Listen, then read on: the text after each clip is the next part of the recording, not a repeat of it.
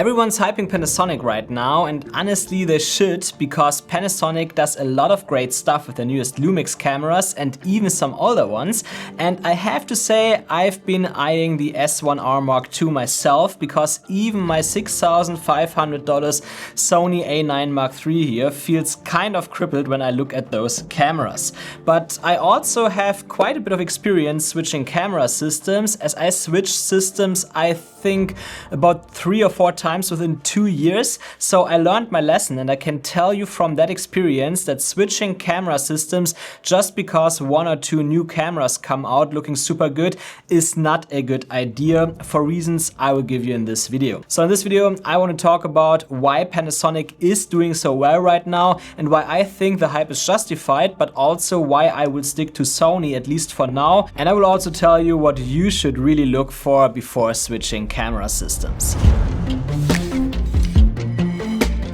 So, what makes Lumix cameras so tempting right now? Overall, it's clearly what these cameras offer for the price. All their newest cameras offer open gate recording, 6K or 8K resolutions, many codec choices including ProRes RAW, the best inbuilt sensor stabilization, great color fidelity on the S1R Mark II, anamorphic D-squeeze built in, other video-centric features such as waveform monitoring and shutter angle, internal fans to prevent overheating, Lock C coming to the S1 Mark II soon, and even special features like recording straight to an SSD or copying files from your memory card to an SSD right inside the camera, which I find super helpful during multi-day hikes, and all of that for insane prices of less than $3,500 and about $1,700 for the S5 Mark II, which is an impressive camera that offers many video-centric features as well. So obviously when I read about all those specs and features, I absolutely want to have one of those cameras, especially the S1R Mark II, because when I shot the Canon R5 back in the days, I got spoiled with that 45 megapixel resolution, because when I shoot landscape time lapses, for example, the amount of detail I had available just felt too good to be true. So as I do more travel and nature stuff, I would really love to have that amount of megapixels again, because no other camera has given me that so far. I will come back later to the Canon R5, because switching away from that actually taught me a big lesson about switching camera systems. And yeah, aside from that, especially in Cam Mackey's video, I noticed that when he was talking about when it comes to color fidelity with Sony and also other cameras, I do notice quite often that some of the detail in skin tones especially gets lost, especially when the image is a bit brighter, and I absolutely hate to see that when I color grade my videos. That's also one of the reasons why I often color grade my videos a little darker than others, because that often reveals a bit more detail, especially in skin tones, and also makes other colors look better. So if you've ever thought my videos look a bit too dark, that's intentional. I just think it looks better, but the color fidelity of the S1R Mark II could mean that I would be more flexible doing color grading. And I also shot quite a bit with anamorphic autofocus lenses recently, which I would like to do more of, but Sony doesn't offer any anamorphic features, which makes it a bit tricky. So I would love to shoot with the S1R Mark II or S1 II from Panasonic, but I won't get any of those, at least for now, for several reasons. First, because of my experience switching camera system just because a new good-looking camera drops, but also because of several reasons, both inside the Panasonic system and the Sony system, even though Sony is doing a lot of questionable stuff right now, in my opinion. First, when it comes to switching camera systems, obviously you lose money, and that's not always upfront. It's more the money that you lose over time from having to buy new lenses and accessories, because usually it's not the camera body that's the big issue, it's actually the lenses. Of course, one way to reduce that is to buy lenses used, which hasn't really been a problem for me, but let's be honest, when you switch systems, you also often want the newest and best lenses, and those aren't always available used, and that actually cost me quite a bit of money in the past. A much bigger reason though is that once you switch systems, it's quite likely that another manufacturer, maybe even the one you just left, releases a new camera that's at least as good, if not better than the one you just bought.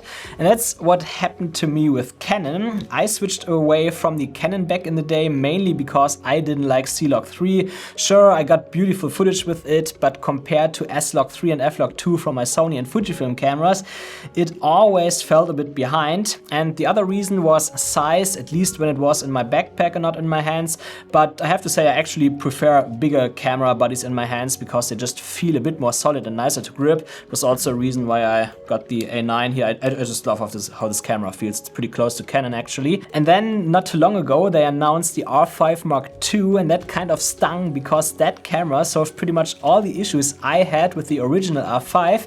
If Canon had released that version back then, I might have thought twice about switching. There's also another reason people usually don't talk about, which is time. You don't just lose money when you switch systems, you also lose time learning a new system, and you will make mistakes on the way, what leads to productivity loss, and time is money. Anyway, there are also quite a few specific Sony and Panasonic related reasons why I would not switch yet, and I especially hope that both companies listen to them.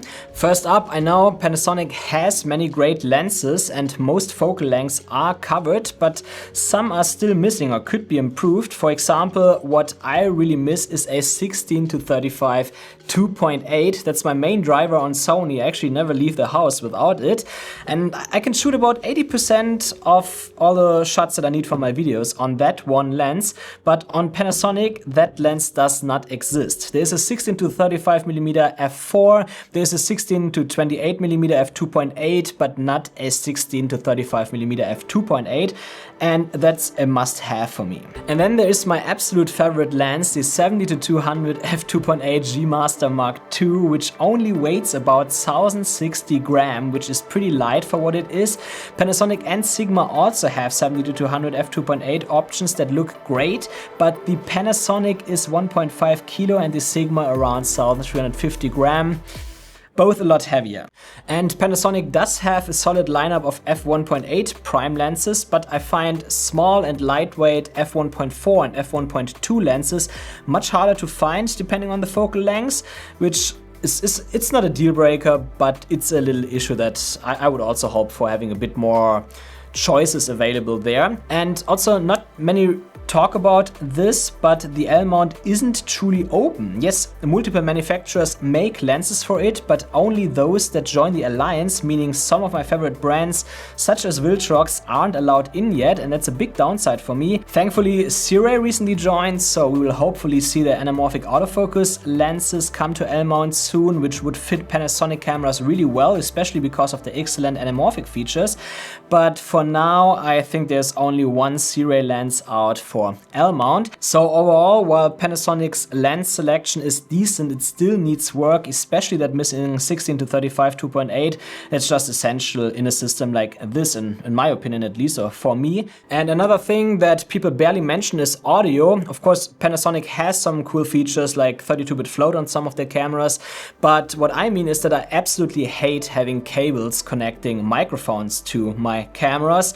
It's a major point of failure that has cost me quite a few reshoots over the years, so I always prefer having cables eliminated as much as possible. That's why I use Sony's cable-free solutions, the ECM B1M as a shotgun mic and the DJI Mic 2 with the Sony camera adapter as my wireless mic, and those work great, but Panasonic does not have such microphones yet. Yes, the hot shoe on Panasonic cameras is capable of transmitting audio, but the compatible mics are just not available yet. That at least gives me a bit of hope that they will be available soon. That would actually be a great addition to that system. So that's the main reasons why, despite all the great things Panasonic is doing right now, I don't feel like switching, but that doesn't mean I'm happy with Sony either, because honestly it feels like the cripple hammer has moved over to them. I mean, let's look at my main camera here, the A9 Mark III. I paid $6,500 for it, and yet no open gate, not even 6K, no anamorphic D-squeeze, no stabilization assist for anamorphic lenses, no waveform, no 32-bit float audio, no DCI 4K, that's at least something that could be in there.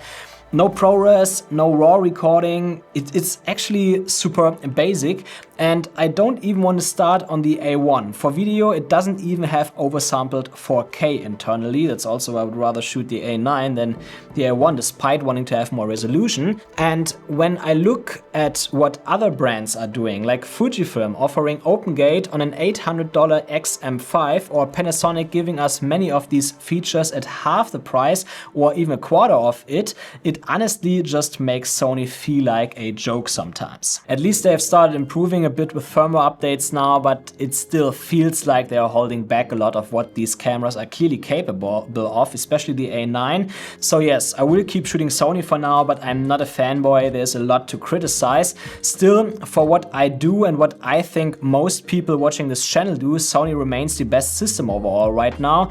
And honestly, I don't care which camera brand I shoot with. If Sony adds some of those missing features through firmware, I would be happy. But if Panasonic improves their lens and mic ecosystem just a bit, I wouldn't hesitate to switch in the future either. So no matter what's happening, I'm looking forward to that. And in fact, I will be getting a used Panasonic S5 Mark II X in the next couple of months. Not to switch, just to have it as a stationary studio camera to speed up my recording workflow here quite a bit. Because it has a fan, so I will never have to worry about overheating, and I can record straight to an SSD, which means that I can just edit right off of it without even copying files. So when I get this camera, I will definitely make a video about it and share my impressions, but it won't be a switch to Panasonic, it's just adding another camera to my kit and having a first look. So to wrap this up, don't get sucked into the hype too fast. No matter how good a new camera looks, it can cost you a lot of money, and switching systems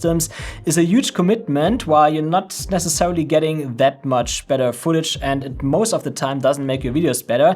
There's way more to it than just camera specs, and especially if you're shooting solo, reliability matters more than specs. So in my opinion, workflow and reliability should come first. So that's what I'm thinking, but what about you? Have you been tempted by Panasonic lately, and what would make you switch, or what's holding you back? Let me know in the comments below. Also, if you've switched camera systems before, did you regret it or not? Share your experience, and of course make sure to subscribe for upcoming videos, especially the review of the S5 Mark II X when I have it. And don't forget, much more important than the camera you shoot is that you actually use it. I had the best time with my good old GH5 years ago, and that wasn't because of the camera, but because I learned so much and made some of my best memories while shooting with it.